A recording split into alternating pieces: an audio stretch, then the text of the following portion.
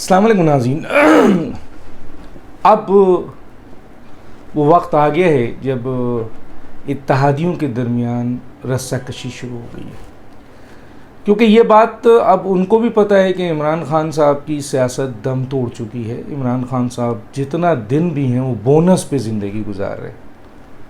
इसलिए कि किसी भी लम्हे किसी भी वक्त आपको ये पता चलेगा कि इमरान खान नाअहल हो गए हैं, गिरफ़्तार हो गए हैं, उनको सज़ा हो गई है, क्योंकि कई केसेस हैं इमरान खान के हवाले से। तो वो कोई बहुत बड़ा अचंभा नहीं है और उनके ऊपर बगावत और एक लिहाज से दहशतगर्दी के मुकदमात भी आ चुके हैं। और अब ये फ़ैसला वैसे तो मिलिट्री और मौजूदा हुकूमत ने कर लिया है कि तमाम 9 मई के ज़िम्मेदारों को मिलिट्री कोर्ट्स में ट्रायल किया जाएगा जिनके सेंसिटिव केस हैं, और जो छोटे मोटे इन्वॉल्वमेंट है उनका इंसदाद दहशतगर्दी की अदालत में होगा। इमरान खान मास्टरमाइंड के तौर पर इन अहम तरीन केसेस में नामज़द हुए हैं, और ISPR भी कहती है और वज़ीर-ए-आज़म भी कहते हैं कि नातरदीद सबूत हमारे पास मौजूद हैं। अब ये सवाल उठ रहा है, बहुत ज़्यादा उठ रहा है कि अब भी इमरान खान साहब का ट्रायल क्यों नहीं हो रहा है, या उन तमाम लोगों का जिन्होंने दहशतगर्दी है उनका ट्रायल आर्मी कोर्ट में क्यों नहीं हो रहा है। कोई रुकावट है, कौन रुकावट है। हालांकि अहम तरीन ज़राए से मैंने इस चीज़ को आप तक लाए थे कि 2 सियासी शख्सियत अपने मफादात को सामने रखते हुए कि कल अगर हम वज़ीर-ए-आज़म बने और हमने भी कोई ऐसी गलती की तो हमारा भी ट्रायल आर्मी कोर्ट में हो सकता है, अपने मफादात के तहफ़्फ़ुज़ में वो कौमी मफाद को तरजीह नहीं दे रहे हैं, जबकि कौमी मफाद का तकाज़ा है कि मुल्क के ख़िलाफ़ बगावत और दहशतगर्दी का कोई भी मुजरिम हो उसको इबरतनाक सज़ा दी जाए। तो चुनांचे हुकूमत और आर्मी इस बात पर अटल है। हाँ, जुडिशरी में केस था, वो अब गैर मुअय्यना मुद्दत तक के लिए चला गया है। आने वाली जुडिशरी इसको कैसे देखेगी, यानी आने वाले चीफ जस्टिस, लेकिन बज़ाहिर मौजूदा हुकूमत और आर्मी इस बात पर बिल्कुल एक पेज पे हैं कि 9 मई के ज़िम्मेदारों को सज़ा आर्मी कोर्ट के ज़रिए मिलनी चाहिए और कोई किसी के ख़िलाफ़ मेरिट के बगैर कार्रवाई नहीं होनी चाहिए, और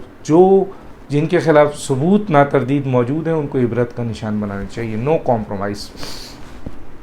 ये एक तासुर है। लेकिन सवाल ये है कि इमरान खान साहब आइंदा चंद दिनों में कहाँ होते हैं। मोस्टली लोगों का ख्याल है, तज़िया निगार का ख्याल है, कानूनी माहिरीन का ख्याल है, उनकी अपनी स्टेटमेंट है कि 15 से 20 दिन या 15 दिन के अंदर मैं या तो नाअहल कर दिया जाऊंगा या मैं गिरफ़्तार हो जाऊंगा और मुझे सज़ा हो जाएगी। ये इमरान खान साहब का ख़ुद का स्टेटमेंट है। उनके करीब तरीन ज़राए हैं, चंद लीगल एक्सपर्ट भी हैं, वो भी कहते हैं कि केस बहरहाल वो इमरान खान को सपोर्ट तो करते हैं, लेकिन कहते हैं कि 200 केसेस इमरान खान के ऊपर हैं, तो ज़ाहिर है किसी भी केस में इमरान खान साहब को नाअहल भी किया जा सकता है, गिरफ़्तार भी किया जा सकता है। अब ये देखना है कि नाअहल और गिरफ़्तारी के बाद इमरान खान जब सुप्रीम कोर्ट जाएंगे तो सुप्रीम कोर्ट में बहुत भारी सहूलतकार आज भी ताकतवर पोजीशन पे हैं,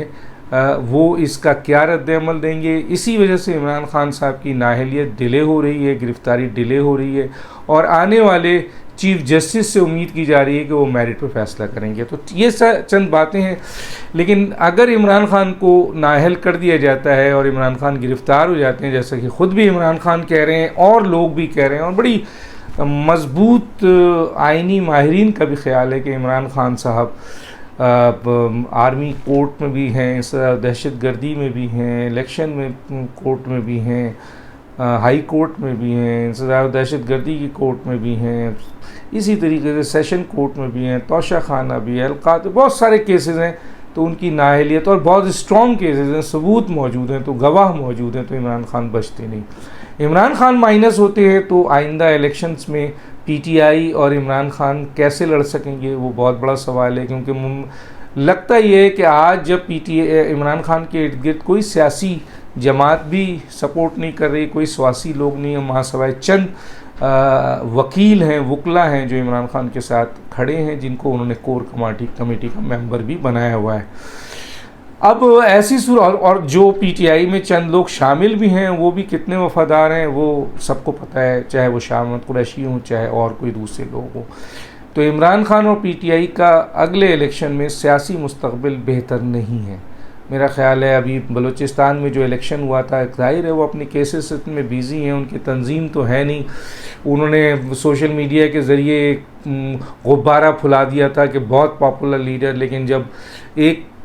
एक अमल हुआ 9 मई तो ताश के पत्तों की तरह सब गिर गए, क्योंकि तंजीम नहीं थी। इसीलिए आज़ाद कश्मीर में बल्दियाती तमाम इंतखाबात वो हार गए, और लगता नहीं है कि आइंदा इलेक्शन में कोई उनका टिकट ले, और अगर लेगा भी तो बहुत मुश्किल है कि पीटीआई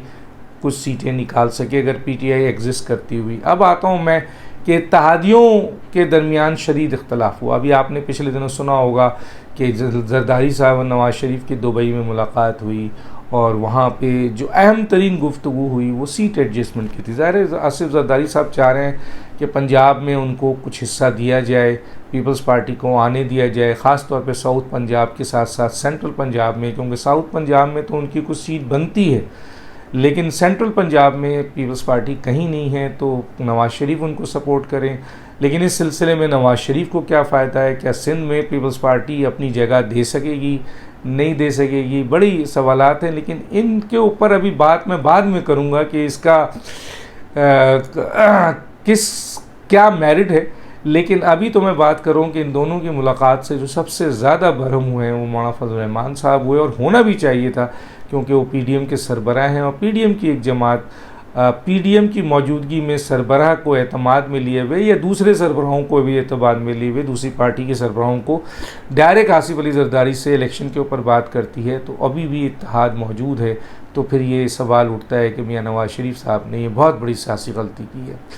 बहरहाल मामला तय हो गए, और तय ये हुआ जो मैंने अपने ट्वीट में भी आपको भेज दिया कि जनाब नवाज़ शरीफ साहब ने फौरी तौर पर मौलाना फजल रहमान साहब, क्योंकि मौलाना फजल रहमान साहब ने आए हुए चंद सियासी लोगों के साथ, यानी चंद सहाफ़ियों के साथ गुफ्तगू की पेशावर में, उसमें उन्होंने एक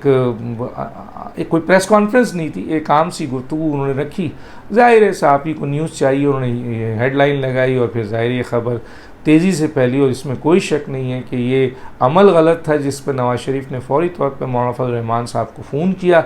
और उनको एतमाद में लिया और बताया कि कोई ऐसी मुलाकात नहीं थी, एक ऐसी मुलाकात बन गई है, हालांकि इसमें कोई ऐसी चीज़ नहीं हुई। वर्किंग रिलेशनशिप इलेक्शन के ज़माने में सीट एडजस्टमेंट की बात हुई थी। नवाज़ शरीफ ने कहा कि मैं अकेले तो नहीं हूँ, मेरे साथ दूसरी सियासी जमात है, उनसे पूछ के किया जाएगा। तो ये सब बातें जब मौलाना साहब तक पहुँची तो यकीनन मौलाना साहब एक ज़ीरक सियासतदान हैं, उन्होंने इस बात को कहते हैं ना कि इस गुस्से को पी लिया। बहरहाल ये भी एक क्वेश्चन तो है ना, अब ये पॉइंट आइंदा भी अगर इस तरह की कोई गलती मियां नवाज़ शरीफ साहब करते हैं और अपने एक बहुत बड़े इत्तेहादी, बहुत ताकतवर इत्तेहादी, मेन इत्तेहादी JUI यानी मौलाना फजल रहमान को नाराज़ करते हैं, तो नवाज़ शरीफ साहब के लिए, उनकी पार्टी के लिए अच्छा नहीं है। हाँ, आसिफ जरदारी के लिए भी ये बड़ी खुशाइन बात होगी कि मियां नवाज़ शरीफ और मौलाना फजल रहमान साहब में फ़ासले बढ़ें, ताकि पीपल्स पार्टी पहले की तरह मौलाना फजल रहमान को अपने इसमें लेके आए। एक तरफ ANP है, लेकिन ANP से ज़्यादा ताकत मौलाना फजल रहमान साहब की है। ANP भी एग्जिस्ट करती है, लेकिन मौलाना फजल रहमान को वो ज़रूर लाना चाहेंगे। ऐसी सूरत हाल में नवाज़ शरीफ कौन सी बड़ी गलती करते हैं? अभी भी मौलाना फजल रहमान की हमदर्दियाँ, सपोर्ट मौलाना साहब के साथ हैं, लेकिन चंद ऐसे फ़ैसले हैं जो बहुत ही इंपॉर्टेंट हैं, जिसमें एक सदारती फ़ैसला है सदर का कि आया सदर कौन बनेगा, और मौलाना फजल रहमान साहब की पार्टी ये कहती है कि सदर से ज़्यादा बेहतर मौलाना फजल रहमान से आदमी कोई नहीं है जो सदर। अब पीपल्स पार्टी के लिए भी ये हलक में अटक गई है, और नवाज़ शरीफ के लिए भी। नवाज़ शरीफ का मसला इतना नहीं है, नवाज़ शरीफ इसमें मौलाना फजल रहमान साहब को सपोर्ट कर सकते हैं, लेकिन पीपल्स पार्टी तो यही चाहेगी कि सदर भी उनका आ जाए और वज़ीर आज़म भी उनका आ जाए। वज़ीर आज़म में भी बड़ा क्लैश हो गया है, क्योंकि PMLN इस बात पर बिल्कुल एक प्लेटफॉर्म पे आ चुकी है। हालांकि उनके दो ग्रुप हैं इसमें, लेकिन एक प्लेटफॉर्म पे है कि PMLN का अगला वज़ीर आज़म हो। अब पीपल्स पार्टी कहती है कि आपने वज़ारत उज़्मा लिया तो अब हमारा वज़ीर आज़म आने दें, यानी अगला। हमने तो शहबाज शरीफ को वज़ीर आज़म मान लिया, और क्योंकि आपकी अक्सरियत थी, तो कल इलेक्शन में अक्सरियत किसकी होगी? अगर अक्सरियत फ़र्ज़ कीजिए पीपल्स पार्टी की होती है और PMLN की सपोर्ट से वज़ीर आज़म आ सकता है, तो वो ये तकाज़ा कर रहे हैं कि PMLN ऐसे मौके पे जब पीपल्स पार्टी की अक्सरियत नज़र आए तो PMLN पीपल्स पार्टी के इस पर वोट डाले और उनका वज़ीर आज़म आ जाए, मसलन बिलावल भुट्टो।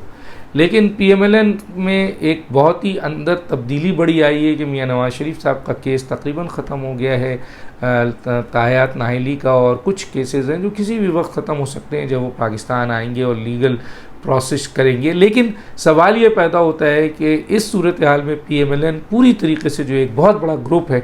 कि अगला वज़ीर आज़म जनाब नवाज शरीफ साहब हैं। हालांकि इनका एक ग्रुप ये भी चाहता है कि अगला वज़ीर आज़म शहबाज शरीफ हो, क्योंकि शहबाज शरीफ इस वक्त जो काम कर रहे हैं और जिस तरह सामने हैं और जिस तरह उनकी इस्टेब्लिशमेंट से बहुत अच्छी है, इसमें मियां नवाज शरीफ की आमद से PMLN की इस्टेब्लिशमेंट से इतनी अच्छी अंडरस्टैंडिंग नहीं है जिसकी बुनियाद पर इस्टेब्लिशमेंट कुछ भी हो जाए, चाहे वो सियासत से बाहर हो जाए, लेकिन उनका एक रोल होता है। वो रोल नवाज शरीफ के मुकाबले में शहबाज शरीफ को तो मिल सकता है। आप शहबाज शरीफ को नून लीग का कैंडिडेट खड़ा करके इस्टेब्लिशमेंट के लिए ये सोचने के लिए एक माहौल बना देंगे कि बिलावल भुट्टो आएँ या शहबाज शरीफ जैसा वज़ीर आज़म हो, जो उनके साथ मेन इस वक्त इक्वेशन पे चल रहा है और बेहतरीन पेज पे चल रहा है। और इस वक्त इस अस्करी क़यादत और सिविलियन क़यादत एक पेज पे काम कर रही हैं और शहबाज शरीफ बहुत तरीक़े से, तहम्मुल से और बेहतरीन तरीके से इस वक्त के, इसके बावजूद कि वो कई सियासी जमातों के वज़ीर आज़म हैं और कई सियासी जमातें इस इत्तेहाद का हिस्सा हैं जिसमें चंद ऐसी हैं जो एंटी इस्टेब्लिशमेंट है, लेकिन उनके बावजूद शहबाज शरीफ इस्टेब्लिशमेंट के साथ बड़े तरीके से एक पेज पे चल रहे हैं। चुनांचे ये कहा जा रहा है कि अगर जरदारी साहब ने के लिए दीन और दुनिया और आखिरत और सब कुछ ये है कि अगले इलेक्शन में वो बिलावल भुट्टो को वज़ीर आज़म बनाए, तो चुनांचे वो अपनी पूरी जो उनकी एक काविश है, कोशिश है या जो हिकमत अमली है वो चल रही है। और यही वो अमल था जो उन्होंने दुबई में नवाज शरीफ साहब के साथ मिले और उसमें सीट एडजस्टमेंट की बात की, ताकि नवाज शरीफ साहब उस सीट एडजस्टमेंट के सिलसिले में अगर इनसे एग्री करते हैं तो पीपल्स पार्टी को पंजाब में बहुत बड़ी एंट्री मिल सकती है